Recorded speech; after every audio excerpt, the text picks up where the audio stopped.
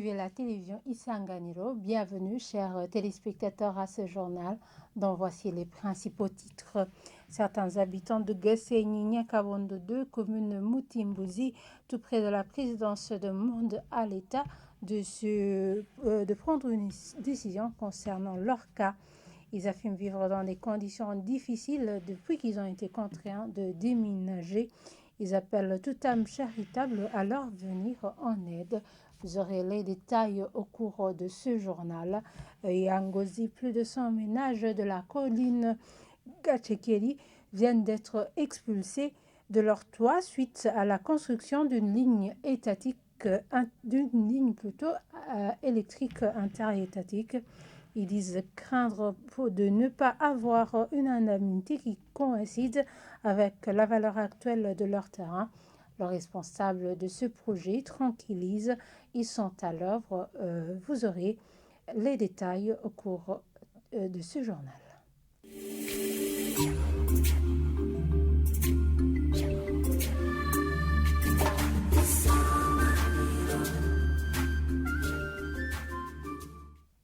Encore une fois, bienvenue, chers téléspectateurs. 24 milliards, c'est la somme indispensable pour la réhabilitation des infrastructures en piteux état afin d'alimenter en eau potable plus d'1 million de citadins. Innocent Nkurunziza, directeur de l'eau à la Régie des eaux, l'a souligné ce jeudi après une panne au niveau d'une station d'épuration. Le directeur de l'eau indique que ces installations ont été mises en place en 1984, d'où l'urgence de la réalisation des projets de rénovation de ces infrastructures. Suivez-le. Nous avons présentement des projets de réhabilitation et de rénovation de nos équipements et infrastructures. Par exemple, ici à Bujumbura, nous remarquons que le stockage n'est pas adéquat. Nous avons proposé des projets de revue à la hausse du stockage et aussi revue à la hausse des conduites qui distribuent l'eau dans nos quartiers, mais sans oublier aussi la revue à la hausse de la production. Présentement, nous estimons la hausse de la qualité des prestations de Bujumbura à plus de 120 millions de dollars américains. Nous sommes en train de confectionner des projets de plaidoyer et de recherche de financement avec nos partenaires comme l'Union européenne, la Banque mondiale, la Banque africaine de développement. Et nous sommes en train de dimensionner le réseau autrement, tout en prenant en compte les plans de l'urbanisation et aussi de l'agrandissement de la ville de Bujumbura. Ces projets nécessitent de financement dans l'immédiat, suite au manque criant qui s'est fait remarquer il y a des années. Et présentement, la direction de nos assureurs à responsabilité lance ce cri d'alarme aux responsables, en commençant par notre direction générale et aussi à ses partenaires, aussi au gouvernement, de prendre en compte cette situation, puisque à un moment donné, nous sommes dans une situation où nous ne trouvons pas des réponses à des questionnements qui nous sont présentés dans différentes localités.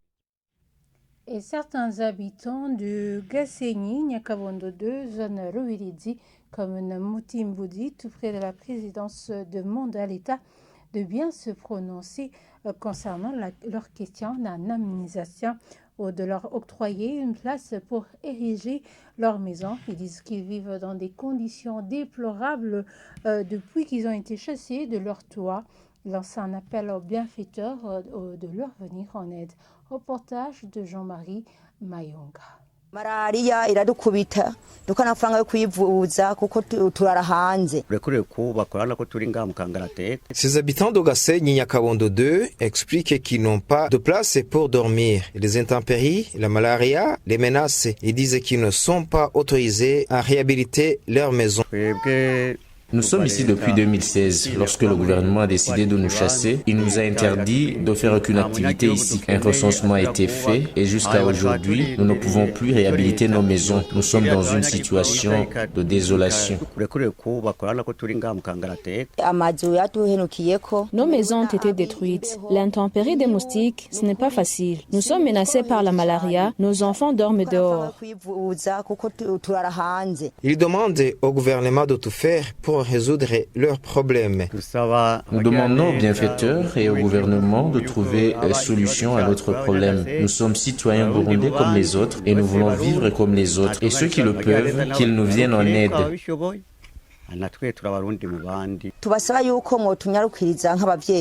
Nous vous prions de tout faire, car nous sommes fatigués. Nous voulons que vous construisiez des maisons pour nous. Nous allons mourir de faim. Cherchez pour nous où se reposer, comme les autres citoyens. Amos Ndachayisaba, chef de colline Gassé-Nyakabondo, dit que ces citoyens vivent dans une situation difficile. Il souhaite que le gouvernement trouve une solution à leurs problèmes. Une quinzaine de maisons des citoyens ont été détruites et d'autres emportées par le vent à cause de la pluie. Les victimes restent sans abri. Comme représentants de l'administration, nous demandons à notre gouvernement de trouver solution à ce problème pour que ces gens vivent comme les autres et réduire le nombre de maisons qui tombent. Plus de 4 mois viennent de passer sans que ces citoyens aient une réponse favorable alors que des recensements ont été menés. Et quittons la province Bujumbura et rendons-nous à Ngozi, où plus de 100 ménages de la colline Gatchekeri, commune et province Ngodi, sont obligés de quitter leur propriété foncière suite à une ligne électrique interétatique qui est en construction. Ils indiquent craindre pour leur indemnisation et disent qu'ils risquent de ne pas avoir assez de fonds pour acheter des terrains aussi vastes que les leurs. Audace Nibasonga, responsable de ce projet, tranquillise qu'ils seront indemnisés conformément à la loi et qu'une commission est déjà à l'œuvre. Reportage de Apollinaire Moudzagar. Ce terrain de plus de 2 hectares va abriter un centre de transformation de l'énergie électrique afin d'être distribué à la population. Certains propriétaires de ces parcelles disent ne pas avoir où aller, indiquant qu'ils ne vivaient que des récoltes issues de ces terres. Ces lopins de terre étaient déjà, selon eux, rendus fertiles car très proches de leur ménage, donc le transport de la fumure minérale et organique était facile. Cette population de la commune Gatchekeri ignore jusqu'à présent le montant de l'indemnisation, d'où la crainte d'un petit montant ne leur permettant pas l'achat d'une autre propriété foncière pareille. Ils demandent à cet effet au gouvernement de prendre cette question en main pour qu'ils n'heurtent pas. Audace Nisumba, de ce projet multinational d'interconnexion des réseaux électriques des pays des lacs équatoriaux du Nil, tranquillise que les expropriés seront indemnisés en fonction de la loi en vigueur. Il ajoute qu'un groupe de personnes est chargé de voir les projets de la population bénéficiaire avant la perception de l'indemnité est déjà sur place. Il affirme donc que personne ne sera victime de ce projet, même si la population reste sceptique. Et merci à Apollinaire Moudzagara pour ce reportage et clôturons ce journal par cette page sportive.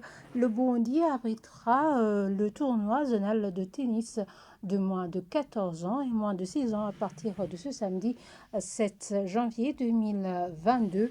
Un tournoi qui se déroulera au Burundi pour la 2e fois. Dans une conférence de presse animée ce jeudi, Maître Gilbert Nivigiwe, président de la Fédération burundaise de tennis, fait savoir que les joueurs du Burundi sont bien préparés et espèrent de bons résultats. Suivez-le. La Fédération de tennis du Burundi vient de se faire attribuer l'organisation des championnats ITF 4 individuels et par équipe des jeunes de la région de l'Afrique de l'Est pour l'année 2023. Ces tournois donc auront lieu à Bujumbura du 7 au 15 janvier 2023. Je salue chaleureusement les dirigeants de la Fédération internationale de tennis et ceux de la Confédération africaine de tennis 4 qui ont cru en notre capacité en confiant l'organisation de cette compétition à notre fédération. Le championnat U14 et U16 regroupe des jeunes garçons et filles de 14 ans et moins et 16 ans et moins. Devraient donc participer à ces tournois des jeunes venus de la zone 4, à savoir le Burundi, le Djibouti, l'Érythrée, les Comores, l'Éthiopie, le Kenya, l'Ouganda, le Rwanda, Seychelles, Tanzanie, Somalie et le Soudan. Certains pays n'ont pas pu faire le déplacement malheureusement jusqu'ici pour des raisons qui leur sont propres. Ainsi, pendant 10 jours, le Burundi sera sous les feux de l'actualité sportive africaine et même mondiale. Tous les jours, pas moins de 100 personnes fouleront les cours de tennis de l'entente sportive de Bujumbura et chaque jour, nous assisterons à plus ou moins 20 à 30 matchs.